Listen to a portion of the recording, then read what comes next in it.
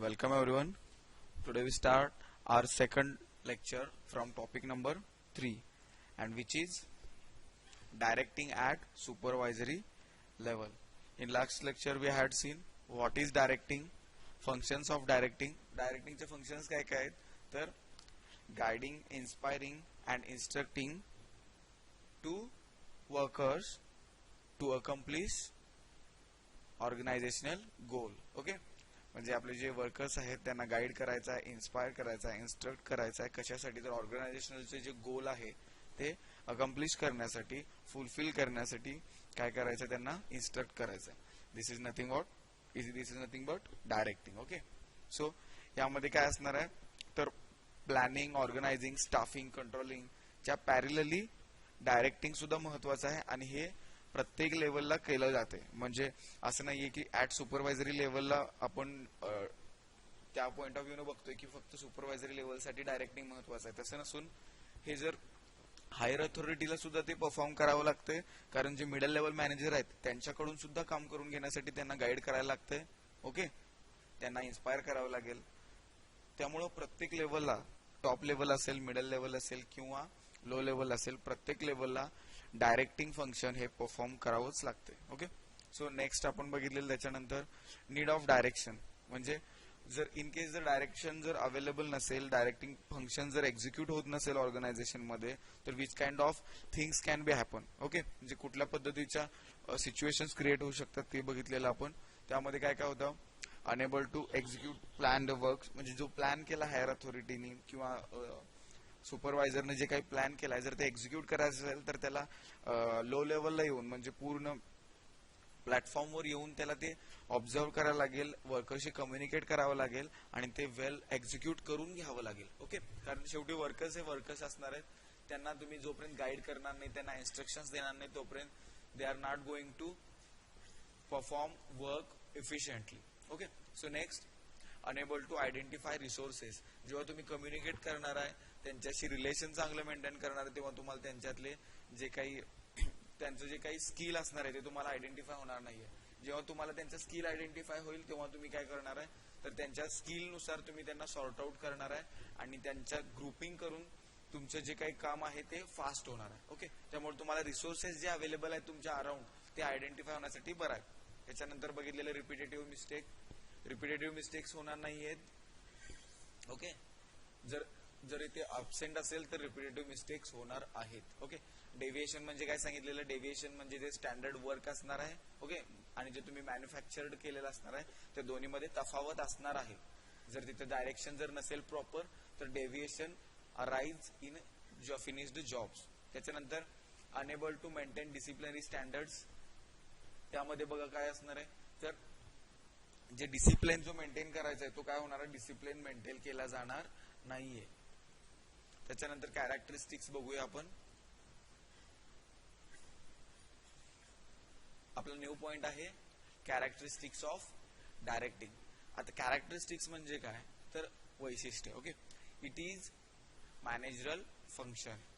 It इन्शुअर्स maximum contribution of individual. Okay, म्हणजे काय, because of directing आपण जे करणार आहे, डायरेक्टिंग करणार आहे त्याच्यामुळे काय होणार आहे तर प्रत्येकांच्याकडून जे मॅक्झिमम कॉन्ट्रीब्युशन आहे ते आपण घेऊ शकणार. म्हणजे प्रत्येकांशी आपण कॉन्टॅक्ट मध्ये येऊन त्यांना इन्स्ट्रक्शन्स देऊन त्यांच्याकडून त्यांना गाईड करून प्रॉपर ते जे देऊ शकतात त्यांचं मॅक्झिमम कॉन्ट्रीब्युशन आपण घेऊ शकतोय, जेणेकरून आपले जे टास्क आहे जे टिल डेट पर्यंत आपल्याला कम्प्लीट करायचं आहे ते काय होणार आहे आपण कम्प्लीट करू शकणार आहे डेडलाईन पर्यंत. म्हणजे प्रत्येकांचं 100% आपण मिळवू शकतोय only because of directing. Okay, प्रत्येकाचं कॉन्ट्रीब्युशन मिळणार आहे. It provides stability.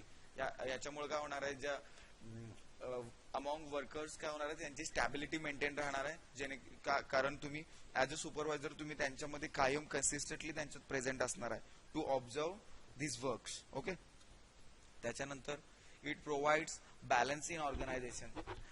As I told की आपली स्टॅबिलिटी असणार आहे त्यामध्ये. ओके, आणि कॉन्ट्रीब्युशन सुद्धा आपल्याला त्यांचं मिळणार आहे. त्याच्याबरोबर पॅरलली जे काही त्यांच्यामध्ये रिलेशन असणार आहे ते व्यवस्थित राहणार आहे अमॉंग वर्कर्स. त्याच्यामुळे काय होणार आहे ऑर्गनायझेशन मध्ये बॅलन्स सुद्धा राहणार आहे. ओके, हे त्याचे काही हे डायरेक्टिंग कॅरेक्टरिस्टिक्स होते. त्याच्याबरोबर parallelly it helps to achieve objective of organisation.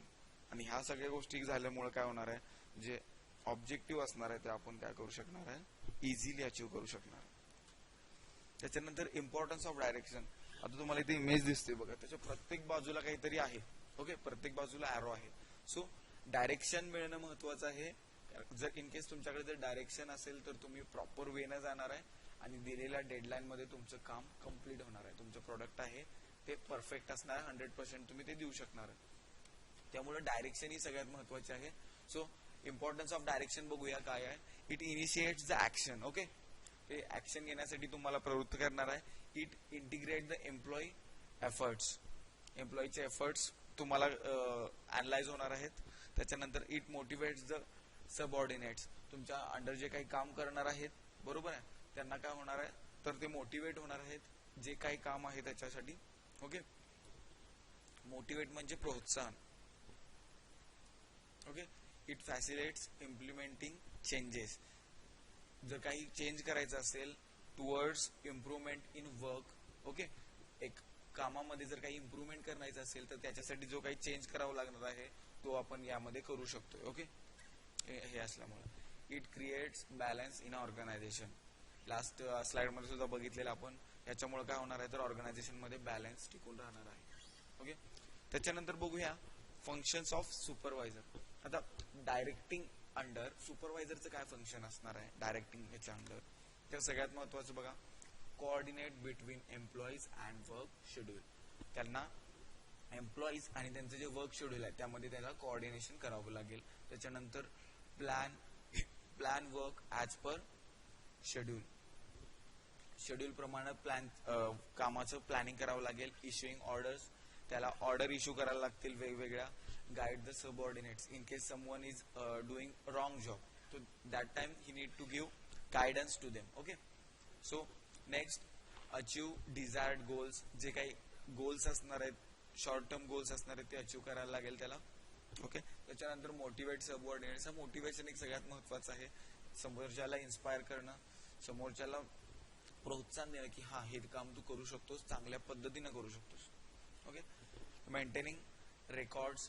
वेगवेगळ्या पद्धतीचे रेकॉर्ड मेंटेन करायला लागेल आणि वरती हायर अथॉरिटीना त्यांना काय करायला लागेल ते फॉरवर्ड करावं लागेल, त्यांना रिपोर्टिंग करावं लागेल. त्याच्यानंतर लायसन संपर्क, त्याला मराठीमध्ये संपर्क म्हणतात, बिटवीन मॅनेजमेंट अँड वर्कर्स. त्या दोघांच्या मध्ये जे काही कोऑर्डिनेशन असणार आहे ते सुपरवायझर थ्रूच असणार आहे. ओके, त्याच्यानंतर compare the worker performance with the standard. म्हणजे त्यांच्याकडून काय स्टँडर्ड अपेक्षित आहे आणि ते जे काही आता एक्झिस्टिंग त्यांचं जे काही काम चालू आहे त्या दोन्हीच्या परफॉर्मन्सला कम्पेअर त्याला करावं लागेल. आणि कम्पॅरिझन केल्यानंतर जो काही आउटपुट मिळणार आहे, बरोबर आहे, कामाचा जो काही आउटपुट मिळणार आहे तो सफिशियंट आहे की नाही, तो 100% आहे की नाही. आणि जर नसेल तर कुठल्या गोष्टी परफॉर्म कराव्या लागतील additional to get standard performance from worker. Okay, so next introduce modern work method. अशा काही नवीन टेक्निक आहेत का जेणेकरून आपलं काम आहे ते लवकरात लवकर कम्प्लीट होईल, कमी वेळामध्ये कमी एफर्ट्स मध्ये कम्प्लीट होईल. अशा पद्धतीच्या जर काही नवीन टेक्निक्स असतील, मॉडर्न टेक्निक असतील तर त्या इम्प्लिमेंट करायला लागेल, त्या इंट्रोड्यूस करायला लागतील आपल्या वर्कर्सना. हे सुद्धा काम सुपरवायझरचं असणार आहे. Provide healthy environment.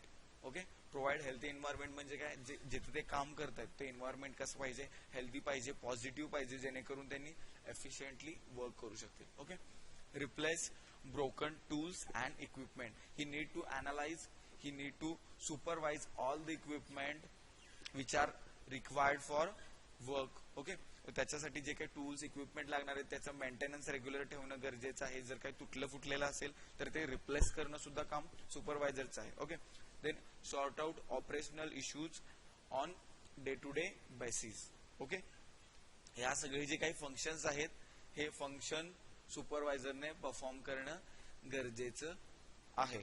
ओके, आज काय काय बघितलं बघा आपण. फंक्शन्स ऑफ सुपरवायझर बघितलं, त्यानं काय काय करणं गरजेचं आहे. त्याच्यानंतर बघितलं importance of direction. Okay, directing बघितलं आपण, importance of directing.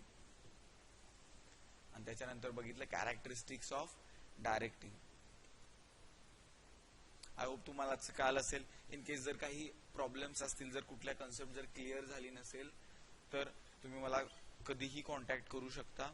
I solve your queries. Okay, so thank you.